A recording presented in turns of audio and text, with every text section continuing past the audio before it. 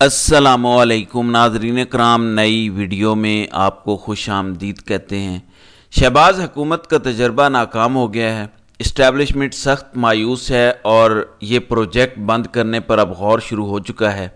Establishment के taut भी अब इमरान खान की तारीफ़ें करने पर मजबूर हैं और लगता यह है कि इस्टेब्लिशमेंट अब शहबाज शरीफ से जान छुड़ाने का सोच रही है, क्योंकि ना तो मुल्क चल रहा है, ना मईशत चल रही है और ना ही ये सिस्टम चलता नज़र आ रहा है। ज़रा याद करें, आज 9 अप्रैल का दिन है।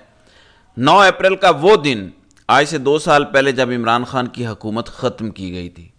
यही वक्त था कि जब कौमी असम्बली में इजलास जारी था, तकरीरें हो रही थी। शीरी मज़ारी से लेकर शाह महमूद और फवाद चौधरी तक तकरीरें कर रहे थे।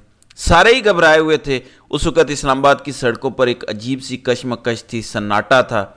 कभी फ़ौज की गाड़ियाँ गुजरती थी, कभी 111 ब्रिगेड की खबरें चलती थीं। यानी खौफ का आलम था, अजीबो गरीब सूरत हाल थी, रस्ते बंद थे।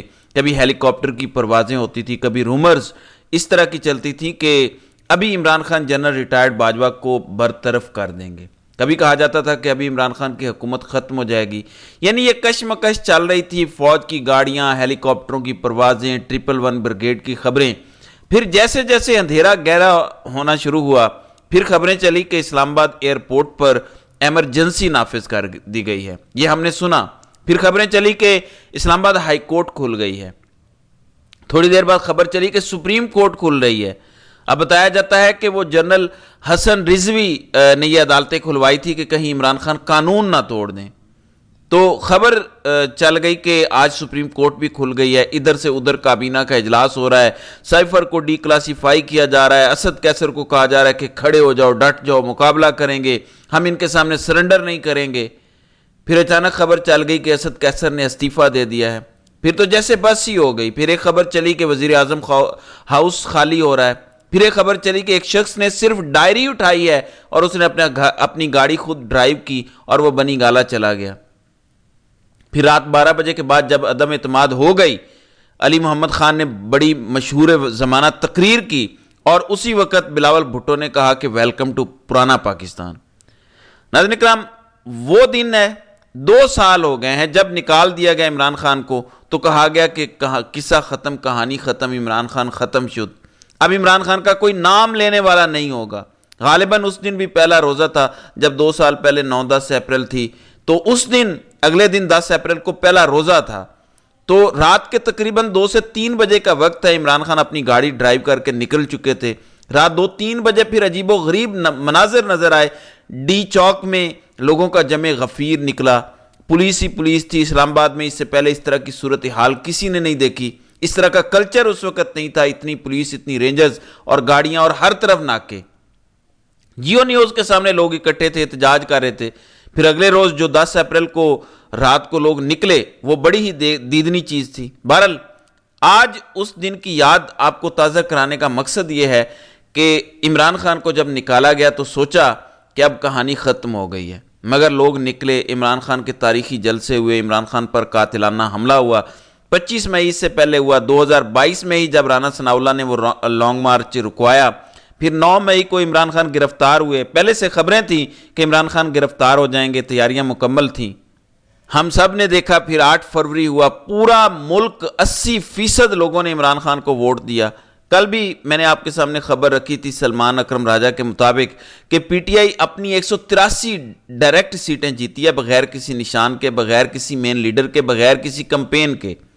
फिर कल रात काशिफ अब्बासी की शो में मुनीब फारूक बैठे हुए थे, मंसूर अली खान थे। तो वहां काशिफ अब्बासी ने कहा कि मुझे नून लीग के सीनियर सियासतदान ने कहा कि 30 सीटें भी हम नहीं जीते।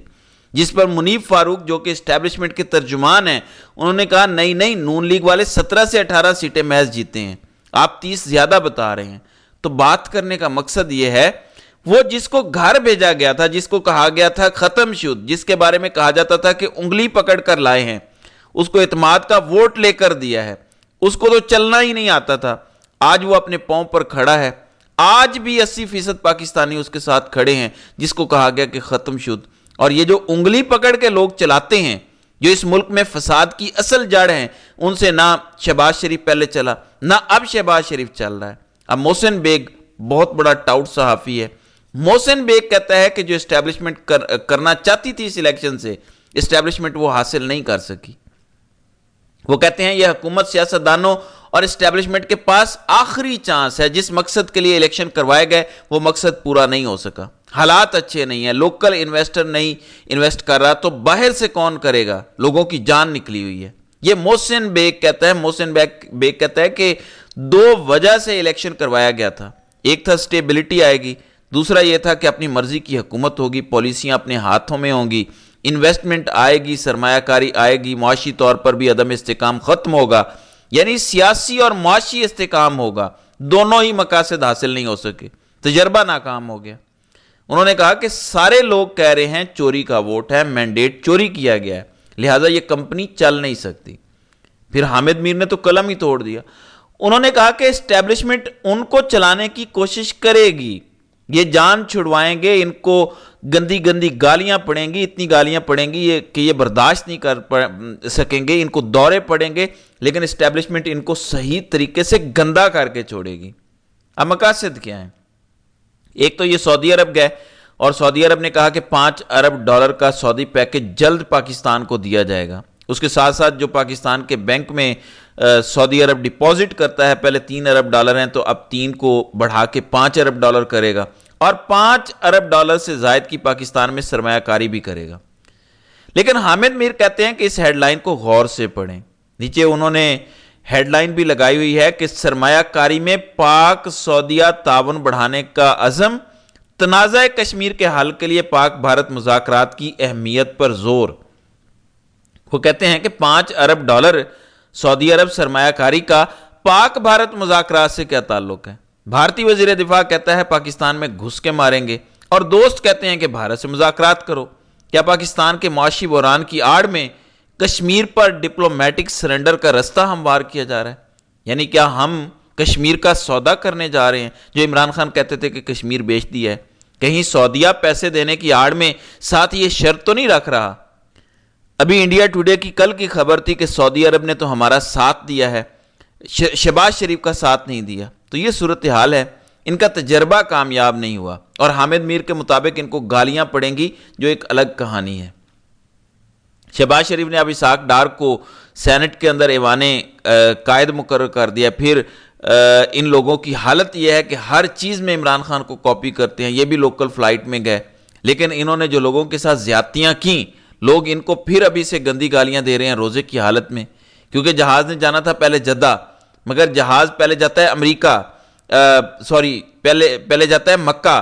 جو مسافر جدہ پر اترنے تھے وہ پہلے مکہ جاتے ہیں، مکہ انتظار 2.5-3 گھنٹے کروانے کے بعد جہاز پھر مکہ سے واپس آتا ہے جدہ اور مسافروں کو اتارتا ہے۔ ابھی یہ جس جہاز پر واپس آئے ہیں PIA کی فلائٹ پہ، اس نے آنا تھا وہاں سے واپس اسلام آباد، مگر انہوں نے اسلام آباد جہاز نہیں اتارا کیونکہ شہباز شریف اور مریم بی بی اس میں تھیں، وہ تو سپیریئر ہیں۔ تو جہاز اترا لاہور، پھر یہ سارا شاہی خاندان نیچے اترا۔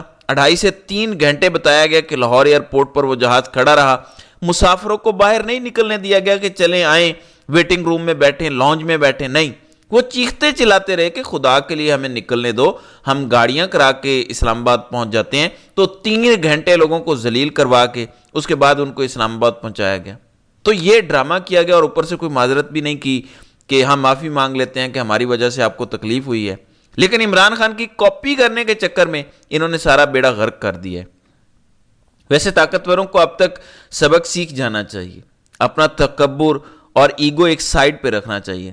اتنا کچھ کر کے انہوں نے سوچا تھا کہ ملک میں استحکام آئے گا، ملک چلے گا، لیکن ایسے تو ملک نہیں چلتے۔ لہٰذا اب ان کے اپنے ٹاؤٹ بھی انہیں کہنا شروع ہو گئے ہیں کہ یہ کمپنی نہیں چلے گی۔